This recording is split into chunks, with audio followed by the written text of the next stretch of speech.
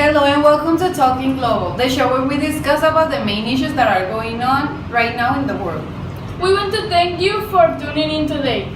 In this episode, we will be covering one controversial case that has been in the mouth of everyone in these past years, Venezuela's economic situation. And to help us understand more about this issue, we have Janay and Emmanuel. Hello, I'm Emmanuel. And I'm Janay, and we're going to give you some background to the main issue of Venezuela's economic situation.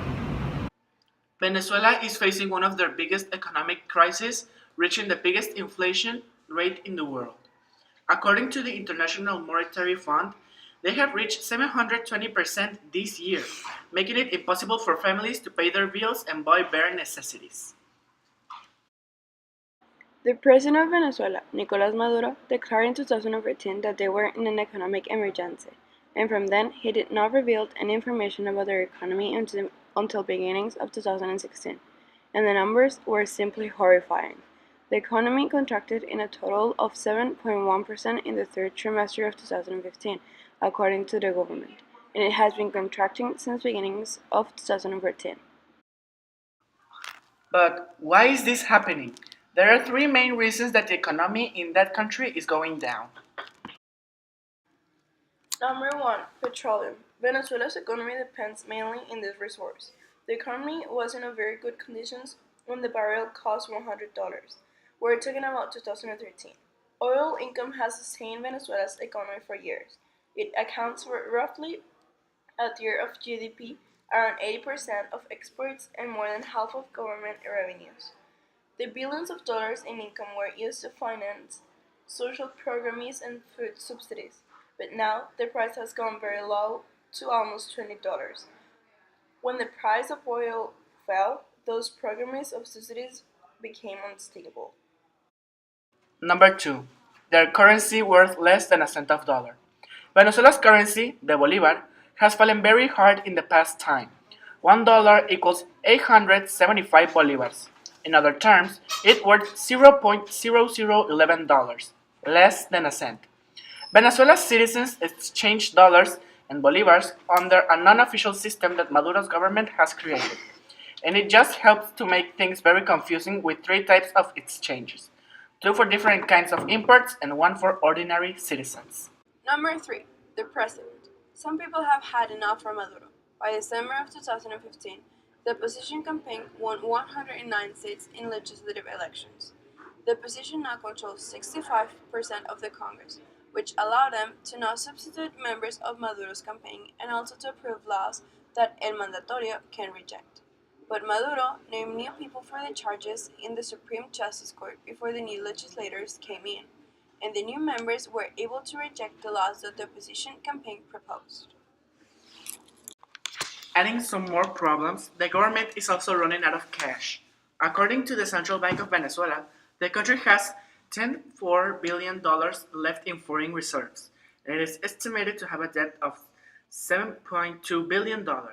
According also to the International Monetary Fund, in 2016, the country had a negative growth rate of minus 8%, an inflation rate of 481%, and an unemployment rate of 17%, that is expected to top the 20% by the end of this year. What do you think about the situation in Venezuela right now? I am really mad at the kind of government we are having. They are affecting us very bad with the laws that are honestly ridiculous. The markets are empty. There is no money in the bank. My husband has just been fired, so we don't have any kind of income.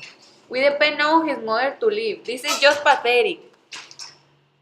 By hearing all of these aspects, we can assume which is the scenario being played in Venezuela right now. So it is time to see what are the good and bad aspects from this case. We're going to begin with the bad aspects. But let's remember that Maduro is not the only one to blame because by his own, he couldn't be able to do all of this. There is also the bunch of people that follows him, the Chavistas, former supporters of Hugo Chavez, his co-workers, etc. Well, let me say that again. This is all happening because Maduro and his people are doing and allowing all these changes in Venezuela's order. Also, did you know that he's searching for someone to blame? He's the one to blame. Mr. Maduro's critics also say that he is to blame for the country's crippled economy, which has led to widespread protests, street looting and rioting, leaving many people dead. Simply horrifying. He is doing a lot of damage to the people. He's in fact destroying them. It got to the point where protesting in the streets seemed like the most convenient way to catch the government's attention, even though it has just occasioned more deaths and violence. We're totally against violence, but honestly, this time it seems like the only way. But now, let's review the positive aspects of this case. Even Maduro knows that this is not right. He tried at first to say that everything was going to be okay, but he ended up realizing that this was going from bad to worst. On the other hand, President Maduro has faced this crisis with great capacity and with agility, confronting the current economic war. He has maintained the institutionality, the legacy of Chavez, the machinery that works in favor of our people. Now, to end our show, we present to you the solutions for this problem and the current situation of Venezuela. And let's not forget that the decision on who to support is up to you. Here we just want to always give you both points of view so you can form your own conclusions based on real facts. Let's continue with the solutions we propose. As one of the solutions, and it is pretty obvious, change the government. Chavez and Maduro's politics are the ones who are stopping the country for the development. So it is suggested to do a change of seats up there in the government. It might be surprising, but being in debt with international credit seems like a viable way to finish with this problem. It can be a solution because other countries will put up some rules to the country. Rules that can limit Maduro and help the society. And they can do some changes like in the budget of people, etc. Lastly, another twisted solution. Accept the capitalism. This can help Venezuela to become a safe place for foreign business. Helping the development of the business will automatically help because people will have jobs. If they have jobs, there will be income. And with income, they can finally cover their spends. The current situation in Venezuela is about as bad as it gets for a country that is at war.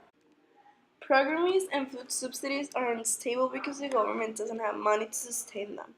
Also, according to International Monetary Fund figures in 2016, the country had a negative growth rate of -8%, an inflation rate of 481%, and an unemployment rate of 17%. That is expected to climb to 20% this year. The government controls the price of basic goods. This has led to a black market that has a strong influence on prices too. The most recent report by the Center of Documentation and Social Analysis indicates that in March 2017, a family of 5 needed to collect 1.06 million bolivars to pay for the basic basket of goods for 1 month. That includes food and hygiene items, as well as spending on housing, education, health, and basic services.